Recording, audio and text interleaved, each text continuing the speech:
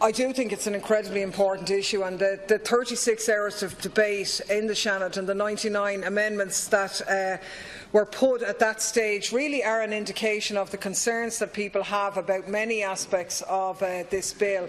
And I would have to say that there are many poor aspects to the legislation which everybody knows are causing great disquiet and outrage from different sections of our community, including wildlife groups, environmental activists and indeed small farmers.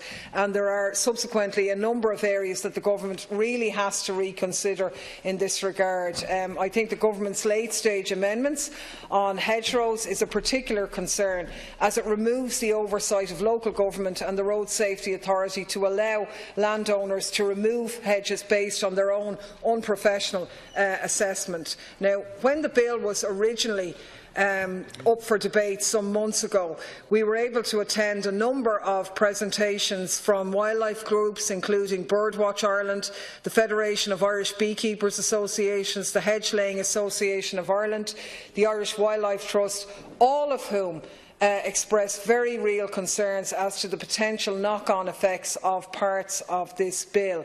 The measures in the bill relating to the extension of hedgerow cutting and gorse burning dates to run from August through to March is an issue that's of particular concern, and at present it's only lawful to burn vegetation or cut hedges between the 1st of September and the last day of February in each year. And the bill before us seeks to extend the burning season by 1 month into March and the cutting season by 1 month into August. And we have been clearly warned by wildlife experts that the move is going to negatively affect the bird breeding season, and the legislation will weaken the laws that are there to protect breeding birds and indeed other biodiversity. And I think that given that climate change is already impacting on nesting patterns in Ireland, the measures really is at odds with the national and indeed international conversation that's taken place in various forums, including the Citizens' Assembly there at the weekend. There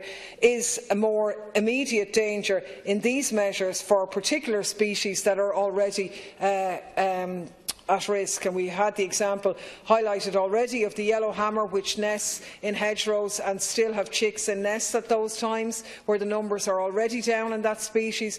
Others, such as barn owls and curlews, of which there are only 125 pairs currently left in Ireland, a quite shocking statistic. And I think a primary concern that was addressed at committee stage was the sheer volume of hedge destruction which would be allowed by this bill, and I think the amendments have gone some way to limiting the hedge cutting trial to be only relevant on hedges by the roadside, but that's still 20% of our hedgerows, and it's still a lot. And it will still have a negative effect on species of birds that nest in the month of August. And I think the points we'd like to highlight at this stage is really the importance of our already deteriorating hedgerows cannot be overstated. They provide both a habitat and a source of food. They're full of berries and other foods for birds, bees, butterflies and other wildlife depend on. August is an incredibly important month for these species, many of which are pollinators and already have been in decline internationally. To remove such an important food source at that time of year from species which are actually essential to the growth of plant life and future food cultivation in general, I think will be incredibly short-sighted and ultimately self-defeating, and to ignore the science on the issue would be incredibly irresponsible, which I think is why there has been such an outcry surrounding it. Pollinators, the bees, butterflies and other small insects perform a hugely important function, a service which human intervention could never provide, and the delivery of an effective pollination service which benefit in fact are vital to crop yields, particularly oilseed, rape, apples, peas, beans, strawberries, raspberries and clover crops, which are very important to the local and national economy. These are also sustainable food sources that are less damaging than cattle, for example, in terms of carbon emissions, and may play an important role in the changes that are needed at a global level. In fact, at the Citizens' Assembly last Saturday, the Professor of European Agricultural Policy at Trinity College Dublin, Alan Matthews, made the point that at a global level, meeting the climate mitigation challenge will require action on food demand patterns, including reduced levels of food waste and shift towards less meat-intensive diets in developed countries. And in that context, the function that pollinators perform can't be overstated in ensuring food security and in turn enhancing consumer choice, healthy diets, as well as boosting the economy. It's a literally win-win-win scenario. Without their service, our lands would be barren of other kinds of habitats that are essential to other types of wildlife, including, in fact, us humans at the end of the day. If the bees are under threat, then so is our food supply, then so are we. And I think that's really what is at stake here. These species currently face massive challenges in terms of access to food and places to live, sickness and disease, poisoning with agrochemicals and other pollutants, and of course climate change. And in fact, the dangers of trade agreements such as CETA are very relevant here, because it threatens our right as a state within the EU to vet and regulate against dangerous practices and the use of potentially dangerous and damaging chemicals in agribusiness. At the moment, 1/3 of Irish bee species are threatened with extinction. Historically, bees have played an important role in Irish life and heritage indeed. The copied architecture of monks and their beehive-shaped dwellings are still visible on our landscape. Beekeeping was one of the earliest cultivation industries in this country. Ireland has 20 species of bumblebee and 80 species of solitary bees. Half of these species are in serious decline.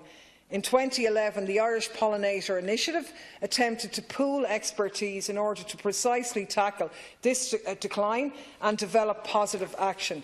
In 2012, the OPW, in conjunction with the Botanic Gardens, reintroduced bees into the Botanic Gardens in Dublin in order to help restore the bee population, and great effort was put on that occasion, with exhibitions and literature produced in an attempt to educate people on the importance of protecting our bee population. So to now, only 5 years later, turn around and do the opposite and introduce legislation that would threaten the food source of bees, I think is incredibly regressive and a bit bizarre as well. The extension of the cutting and burning seasons is, according to the bill, a trial study.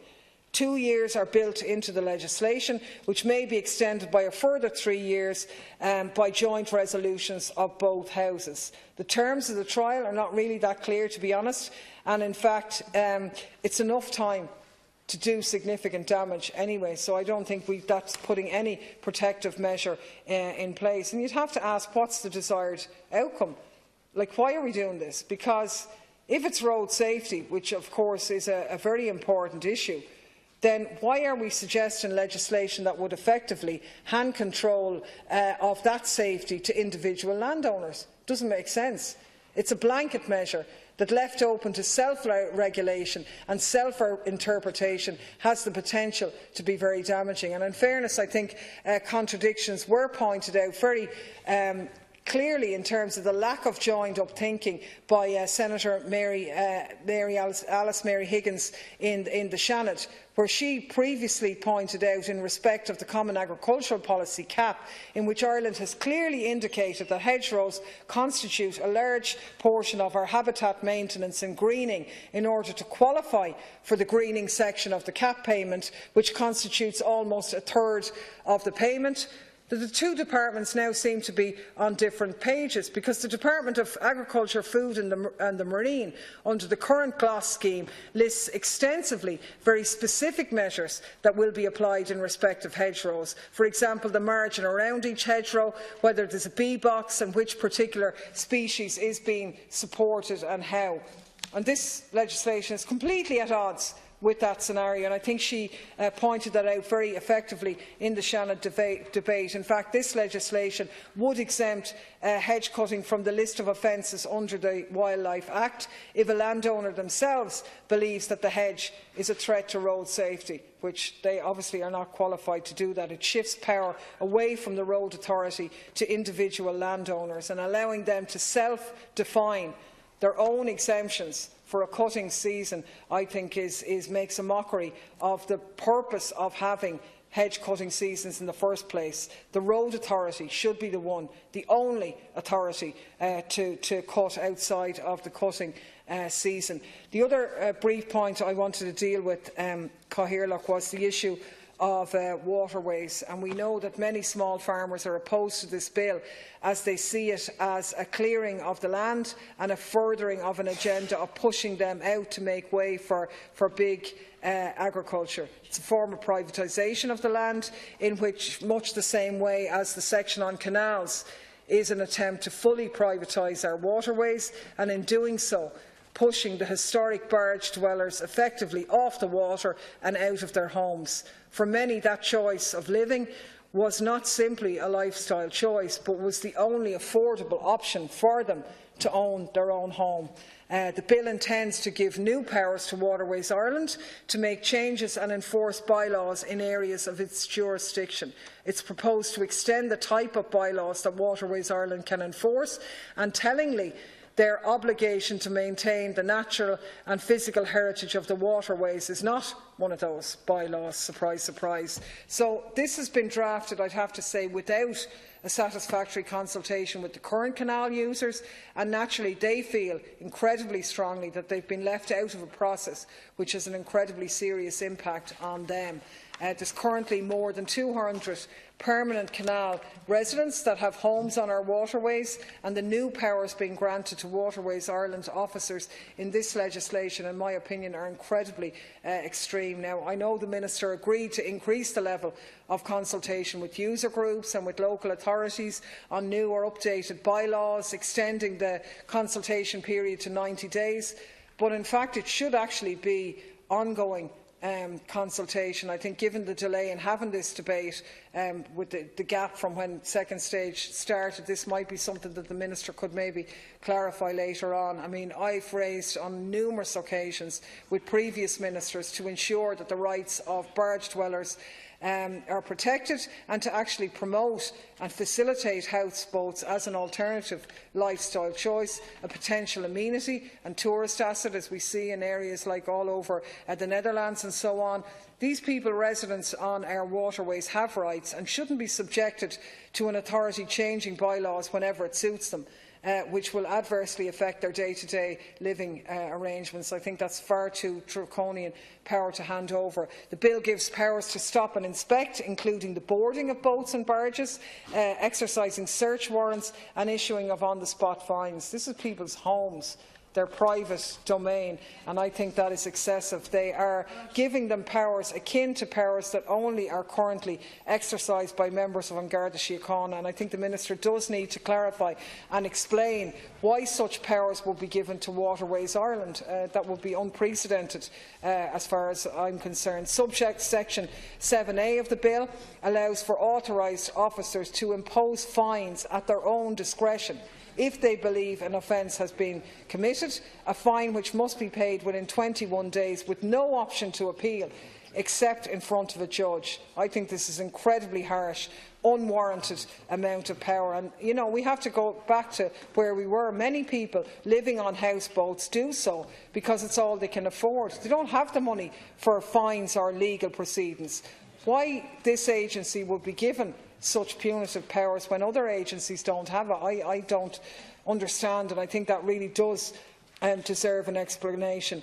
Obviously, a wider plan of privatising our waterways, as far as I'm concerned, is behind the introduction of these new powers, and I believe that it will serve to ensure that certain groups of people, those who can't afford it, will effectively be priced out and off the water, which I think would be absolutely regrettable. And I would urge the Minister to accommodate as much as possible amendments and not push in poor legislation that will cause significant problems that are going to have to be addressed at a later stage.